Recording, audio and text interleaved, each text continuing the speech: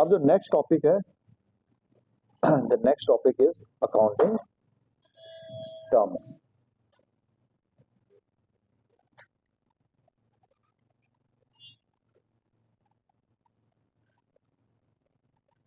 Accounting ये बहुत important topic है।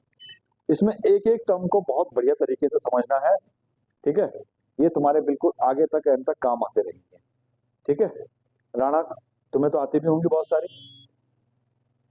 इसमें सबसे पहली टर्म है business transaction. Business transaction, business transaction. बताओ जी, बिजनेस ट्रांजैक्शन का मतलब क्या होता है, तुम बताओगे।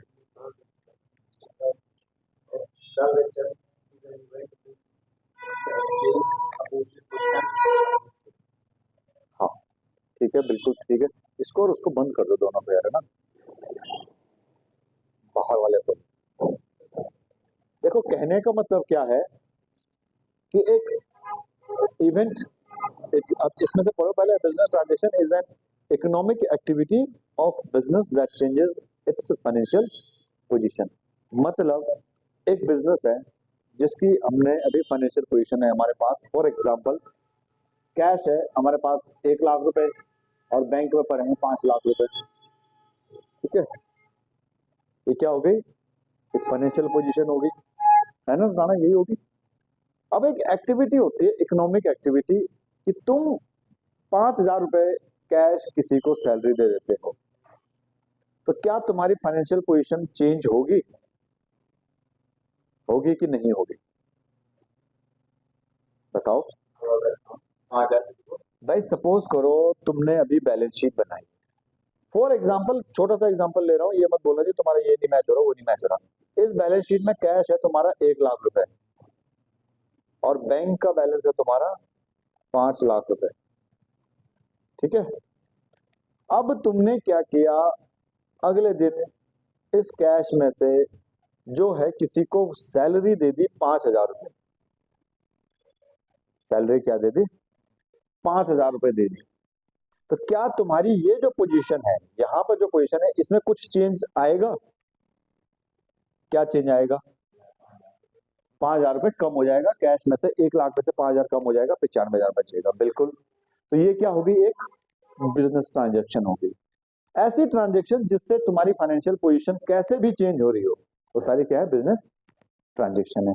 अब सपोज करो किसी ने तुम्हें 10,000 कैश दे दिया, तो भी चेंज होगा, ठीक है।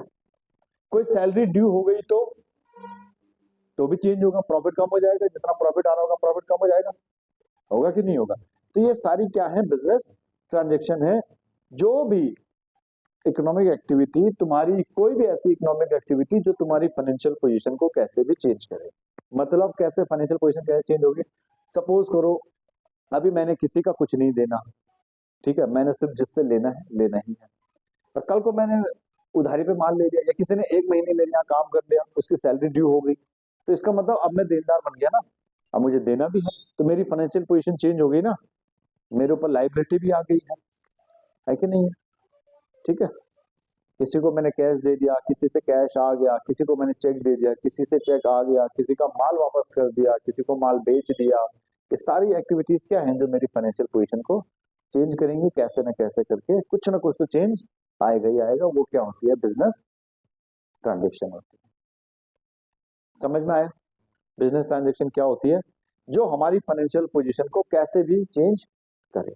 जैसे फॉर एग्जांपल कल हमने बात की थी, कल हमने कहा था कि हम मॉनेटरी वैल्यू वाली ही ट्रांजेक्शन ऐड करेंगे। जैसे तुम वो जूता वापस देने जाओगे उसकी दुकान में, तो इसका मतलब उसकी फाइनेंशियल पोजीशन में कुछ ना कुछ चेंज आएगा, वो तुम्हें कैश वापस करेगा, उसके बाद स्टॉक आएगा। पर तुमने उसके सर पे एक जूता मारा, क्या उसके फाइनेंशियल पोजीशन में कहीं चेंज आया, कहीं चेंज नहीं आया। तो कैश जितना था उतना ही तो रहेगा, जूता खा लिया वो अलग बात है ना। तो फाइनेंशियल पोजीशन में कहीं चेंज आया उसके, भाई तुम्हारी जेब में 100 रुपए थे, मैंने तुम्हारे सर पे देके जूता मारा, तो क्या 100 के 99 हो जाएंगे, नहीं होंगे, 100 के तो 100 ही रहेंगे। अब बात किसकी कर रहे हैं, फाइनेंशियल पोजीशन की, ठीक है, समझ गए, है राणा, क्लियर हो गया अंशुल यहाँ तक। पहली चीज क्लियर होगी, बिजनेस ट्रांजेक्शन कहने का मतलब अगर आपके फाइनेंशियल पोजीशन में किसी भी एक्टिविटी से चेंज आ रहा है तो वो क्या है, आपकी बिजनेस ट्रांजेक्शन। ठीक है Rana, next term is account. What do you mean by account? What do you understand? Account क्या है? अकाउंट क्या है? It is a record of all business transactions relating to a particular person और item. It is a T shaped proforma. समझ में आया?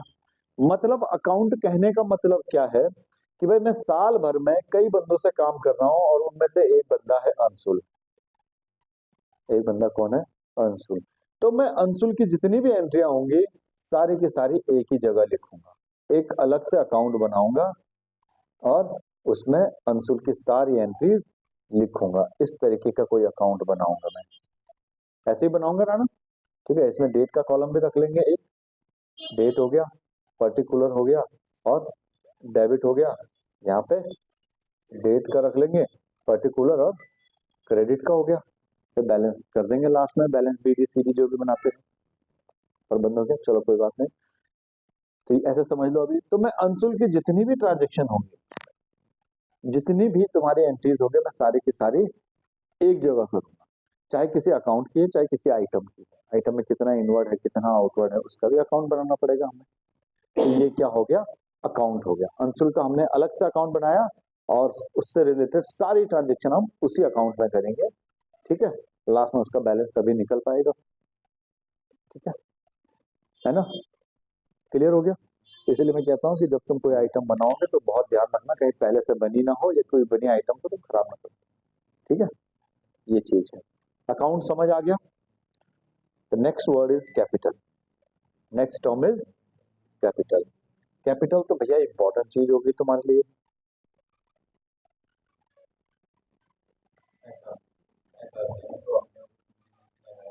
स्त्री धन,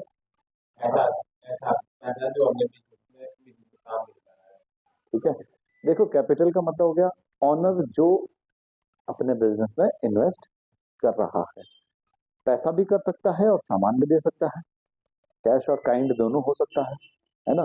भाई सपोज तुम कोई काम शुरू करने जा रहे हो तो उसके लिए तुम्हें पैसे की जरूरत पड़ेगी। सबसे पहले तुमने पैसा लगाया।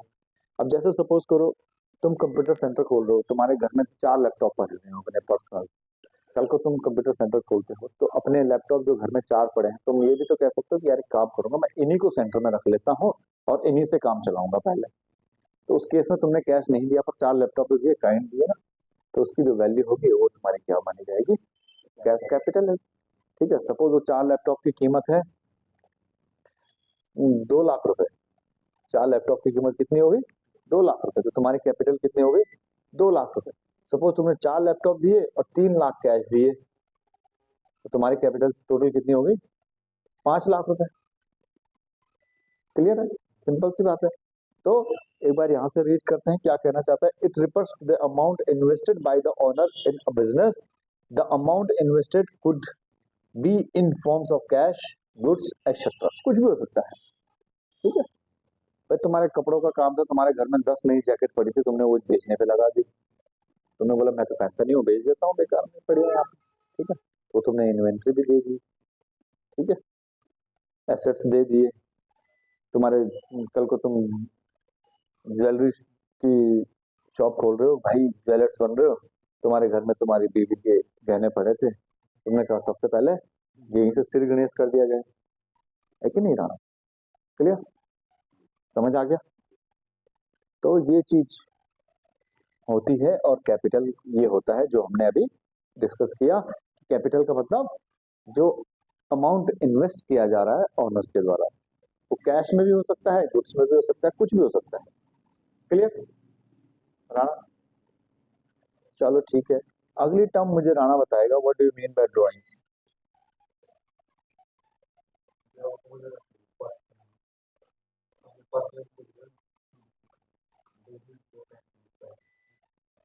हाँ भाई देखो, अब ये बेचारा ओनर है।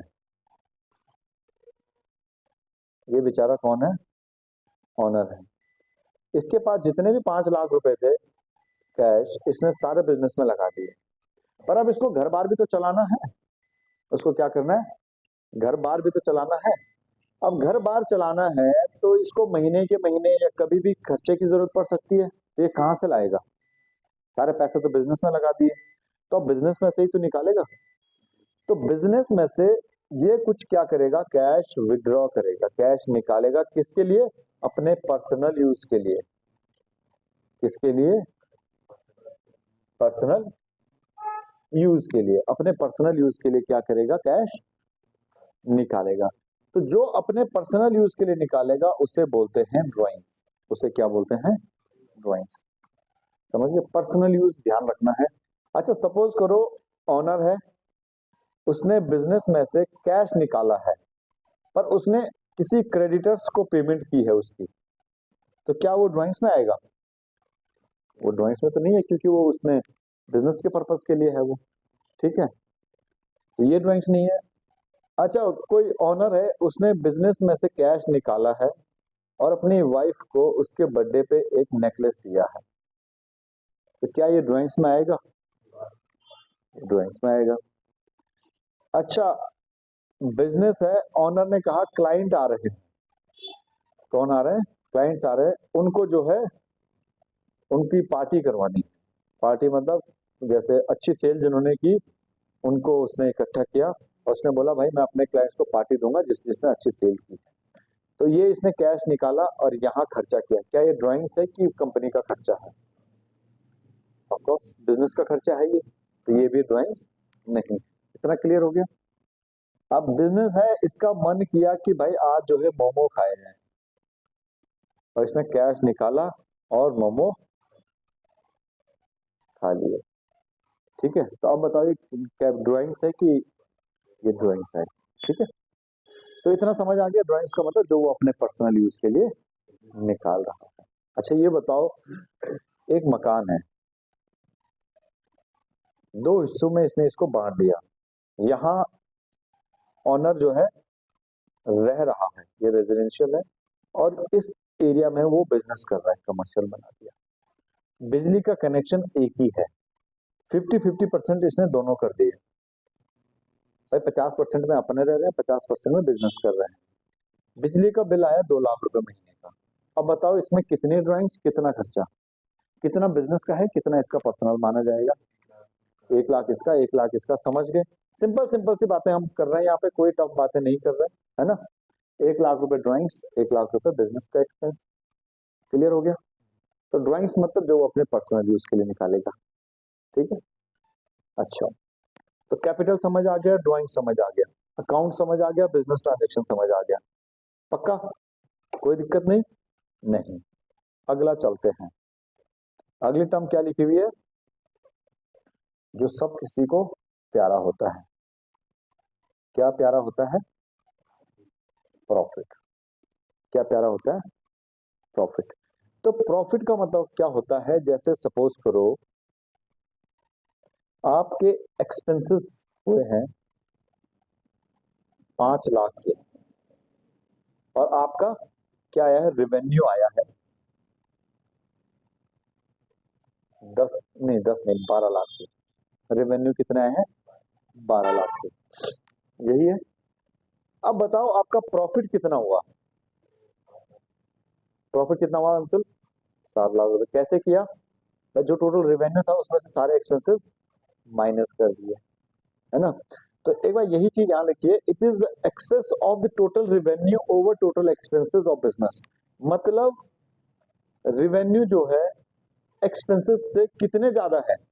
सिर्फ 7 लाख की तो ज्यादा है ना? तो ये क्या बन गया हमारा? प्रॉफिट बन गया। मतलब आपके एक्सपेंसेस कम है, आपका रेवेन्यू ज्यादा है, तो प्रॉफिट है, जाहिर सी बात है। और इसका उल्टा कर देंगे, अगर रेवेन्यू कम है और एक्सपेंसेस ज्यादा है तो लॉस है ना? समझ आ गया? क्लियर? इसको हम कैसे लिख सकते हैं? Profit is equal to revenue minus expenses.